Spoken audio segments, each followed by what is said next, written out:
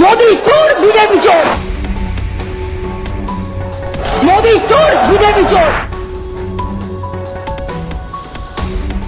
नमस्कार। भारतीय राजनीति के इतिहास का सबसे बड़ा उलटफेर हो चुका है। दिल्ली से लेकर कोलकाता तक सत्ता के गलियारों में ऐसी आग लगी है जिसकी आंच ने अब पूरे विपक्ष को झुलसा कर रख दिया है।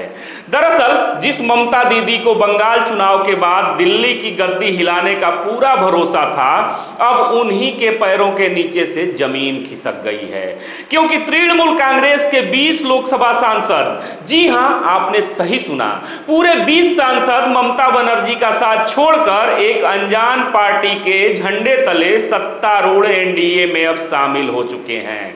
अर्थात अब यूं कहें तो मोदी सरकार को पश्चिम बंगाल से वो संजीवनी मिल गई है जिसने अब चंद्रबाबू नायडू और नीतीश कुमार के किंग मेकर वाले गुरूर को एक झटके में तोड़ दिया है।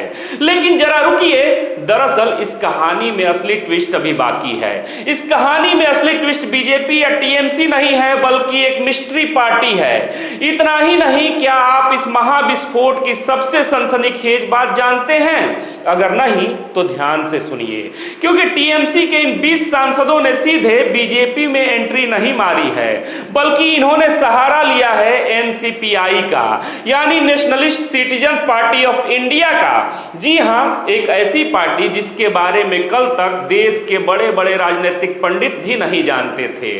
खैर, अब हावड़ा के एक छोटे से दफ्तर से रजिस्टर हुई यह गुमनाम पार्टी, एक नई पार्टी, आज अचानक संसद के भीतर देश की 5वीं सबसे बड़ी ताकत बन चुकी है। इतना ही नहीं, यहां सबसे बड़ी बात यह है कि अब एनसीपीआई यानी एक गुमनाम पार्टी चंद्रबाबू नायडू की टीडीपी को पछाड़कर एनडीए की दूसरी सबसे बड़ी सहयोगी पार्टी बन गई है। ऐसे में अब आपके मन में भी यह सवाल उठ रहा होगा, अब आप भी सोच रहे होंगे कि सुदीप बंदोपाध्याय और काकोली घोष के नेतृत्व में इन 20 सांसदों ने आखिर यह कानूनी दांव क्यों खेला, यह नई पार्टी क्यों चूज की। तो अब गौर से सुनिए, दरअसल यह राजनीति का वो मास्टर स्ट्रोक है जिसने अब ममता बनर्जी के कानूनी चाबुक को बेकार कर दिया है। क्योंकि संविधान की 10वीं अनुसूची यानी दल बदल विरोधी कानून कहता है कि अगर किसी पार्टी के 2/3 से कम सांसद टूटेंगे तो उन सभी सांसदों की कुर्सी चली जाएगी। लेकिन यहां गौरतलब है, स्पष्ट है कि टीएमसी के पास कुल 28 सांसद थे और अब बागी होने वाले सांसदों की संख्या है ठीक 20, यानी 2/3 से भी ज्यादा। अतः अब स्पष्ट है कि एनसीपीआई में इस विलय के साथ ही इन सभी 20 सांसदों की सदस्यता पूरी तरह सुरक्षित है और ममता बनर्जी चाहकर भी इनका कुछ नहीं बिगाड़ सकती। ऐसे में आपको बता दें कि अब इस घटना ने देश की राजनीति को हमेशा के लिए बदल दिया है। इतना ही नहीं, अब इस बड़े उलटफेर के 3 सबसे बड़े और खतरनाक असर भी होने जा रहे हैं, प्रभाव दिखेंगे। असर नंबर 1, अब मोदी सरकार संसद में अजेय हो चुकी है। अब कड़े और बड़े संवैधानिक बिलों को पास कराने के लिए भारतीय जनता पार्टी को नीतीश कुमार या चंद्रबाबू नायडू के आगे झुकने की जरूरत नहीं पड़ेगी। वहीं असर नंबर 2, अब बंगाल की राजनीति में अब तक का सबसे बड़ा गृह युद्ध शुरू हो चुका है, क्योंकि लोकसभा के इस दंगल में पटखनी खाने के बाद अब पश्चिम बंगाल विधानसभा में भी टीएमसी के कई विधायकों के टूटने की खबर चर्चाओं में है, गर्म है। अर्थात स्पष्ट है कि ममता बनर्जी पर अब तक का सबसे बड़ा संकट मंडरा रहा।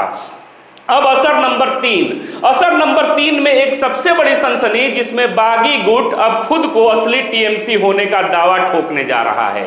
अर्थात अब बहुत जल्द चुनाव आयोग में ममता बनर्जी के जोड़ा फूल वाले चुनाव चिन्ह को छीनने की एक बड़ी कानूनी जंग भी शुरू होने वाली है। ऐसे में ममता बनर्जी की पार्टी टीएमसी का अस्तित्व खत्म होना तय माना जा रहा। वहीं फिलहाल निष्कर्ष के तौर पर देखें तो अब विपक्ष का इंडी गठबंधन पूरी तरह बिखर चुका है और दूसरी तरफ एनडीए अब पहले से कहीं ज्यादा आक्रामक और मजबूत हो चुका है। ऐसे में अब बंगाल की शेरनी कही जाने वाली ममता बनर्जी के गढ़ में हुए इस तख्ता पलट पर आपकी क्या राय है? क्या यह उलटफेर ममता बनर्जी के राजनीतिक कैरियर का अंत है, अथवा फिर ममता दीदी यहां से भी पलटवार करेंगी? अब कमेंट बॉक्स में आप भी जवाब जरूर दीजिएगा। फिर से मिलेंगे एक नए वीडियो में, तब तक देखते रहे खबरों खिलाड़ी। जय हिंद, जय भारत।